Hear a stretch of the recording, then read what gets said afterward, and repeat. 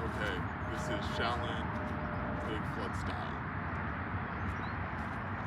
The stance is kind of like this. You're going to hold your left arm out in front of you, blocking your face, and then your right arm is going to be positioned kind of here near the hip. Of course, you move around to block the packs. You're bladed as well. So the first move is going to be, you're going to hook your opponent's leg like this. Then from here, you're going to come up and you're going to elbow them.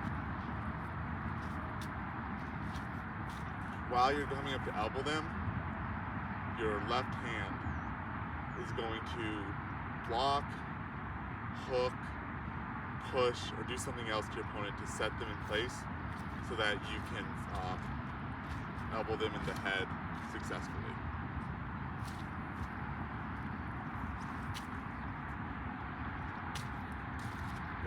When you're positioning yourself, it's also important that when you do this move, you want to jump back slightly when you're hooking your leg. So even though your left leg will come forward, your right leg is going to come back a bit when you're doing this move to hook. So you can really pull on their ankle and hook them.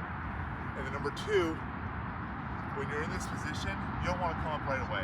You want to wait and watch what your opponent does. You want to make your move after your opponent does their move. Now obviously if your opponent just stands there for like 3 seconds, then you'll make your move, but give it some time in that position for your opponent to move first and then react to it.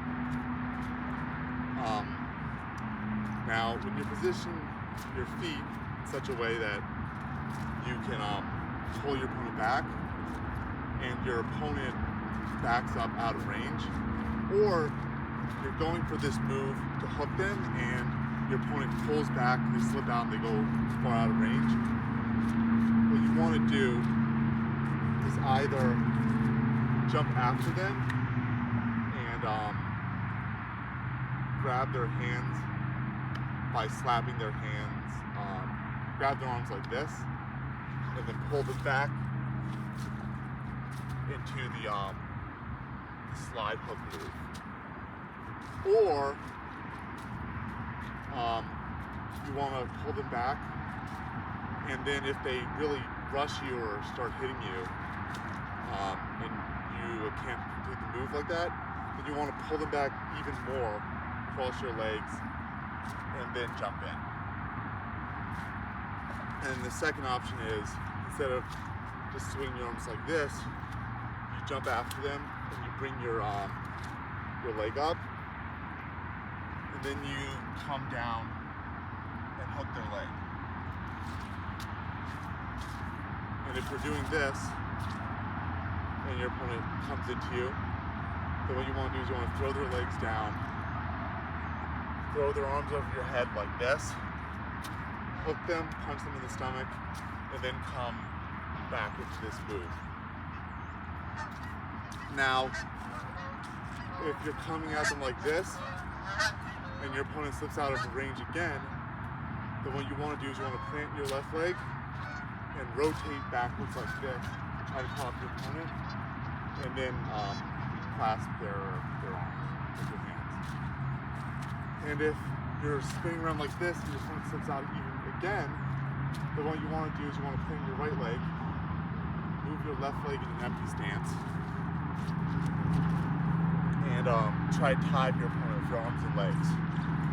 Then come up, grab their head, pull them around, do a double finger jab, then do a jumping snap kick, fall back like this, and then come back again to the hand clasp. Now, if you're trying to get your feet in position to hook their legs, and your opponent comes into you, or you're trying to get your feet into position, hook their legs, and you're just about to go like this, and then your opponent kind of rushes into you. Then what you want to do is you want to bring your leg back like this, swing your arms around, put them in the head,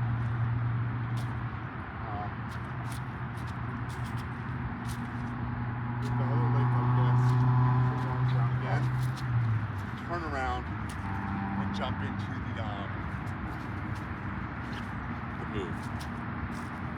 Now, if you're trying to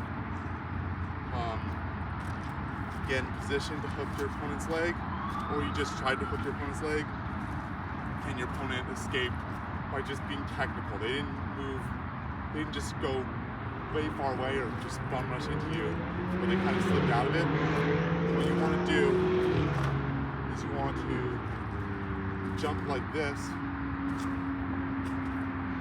and then punch them in the stomach. So when you jump like this, you want to you want to jump backwards a little bit. So it's not exactly like you're jumping forwards, even though eventually your left leg will go forwards.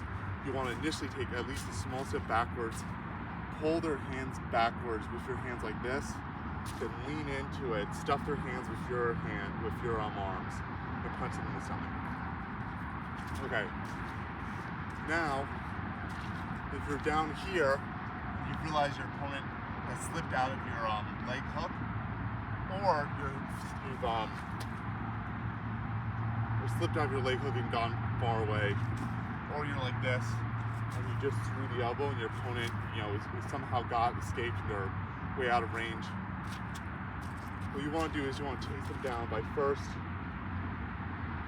slapping their hands down and stepping your right foot forward, then lifting your left leg up and jabbing in the face like this. Then from here, you either want to do a hammer fist into a stomach punch like that, or you want to do a double snap kick into a jumping snap kick. Now, if you're in this position and your opponent comes into you, or you're throwing it and your opponent, it's not working because your opponent just barreled into you, then what you want to do is you want to roll your arms around your head like this, stop your feet like this, and collapse their hands, collect their arms with your hands like this, and come into a T-stance, then angle yourself, and jump up, pull their hand down, and punch them in the face. Finally, if your opponent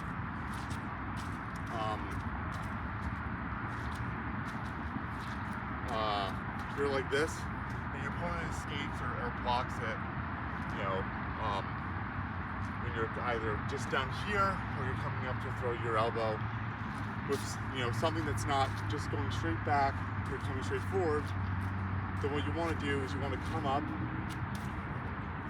do a right crescent kick, jump into the stomach punch position, and punch them in the stomach. Okay. So the next set of moves starts when you get yourself into a position where you jump up, move your backwards a little bit, your hand kind of rake your opponent's hands in, and you come forward with both hands and punch them in the stomach. Now, when you're doing this move, if your opponent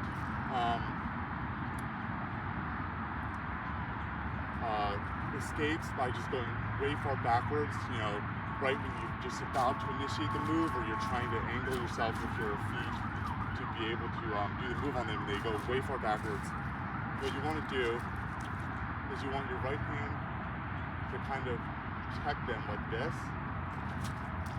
And then you want to step in with an elbow.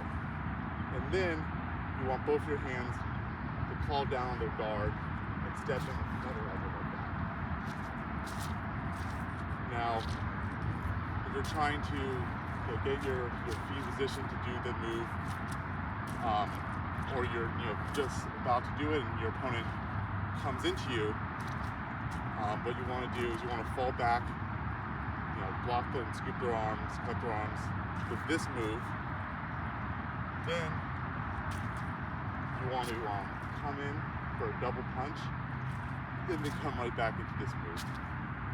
And then finally, your opponent evades your attempt with the move, not by going really far back or coming in, bull rushing you, but by just finding some other way. So what you want to do is you want to switch back to the leg hook move. So you'll come here and you'll come around, you'll go back into this leg hook move. Now, another thing is that once you've jumped up, you always kind of want to jump up a little backwards, and you want to, once your hands make contact, you want to wait and see what your opponent's first move will be. So again, if it's taking too long, then you can just do it, but you don't want to just always go here and then immediately go right to the punch. You kind of want to read your opponent's reaction once you're in this position. Okay. So you're in this position, and you've just punched, or you're about to punch, or you've just punched, and your opponent is now way out of range because they've gone way too far backwards. What you want to do is you want to jump forward with your hand like this, push down their guard and do a hammer fist, then another hammer fist raising up your right leg, then jump and do the move. Now, if your opponent evades this, then what you want to do is you want to out angle them and come into this T stance, and then do it again, or attempt to do it again from that T stance. And if your opponent evades even your T stance one, then what you want to do is you want to plant your left foot, swing your right foot around to out angle them, hook them with your hands like this, come up, do the triple uppercut into the T stance, and then go into it like that. Now, if you're in this position, you're about to throw, or you've just thrown, and your opponent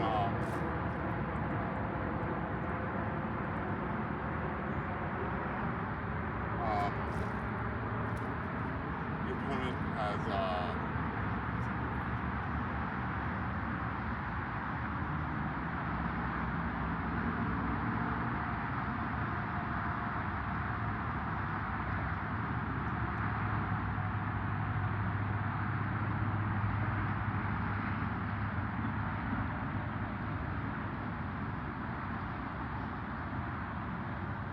your opponent has bull rushed you.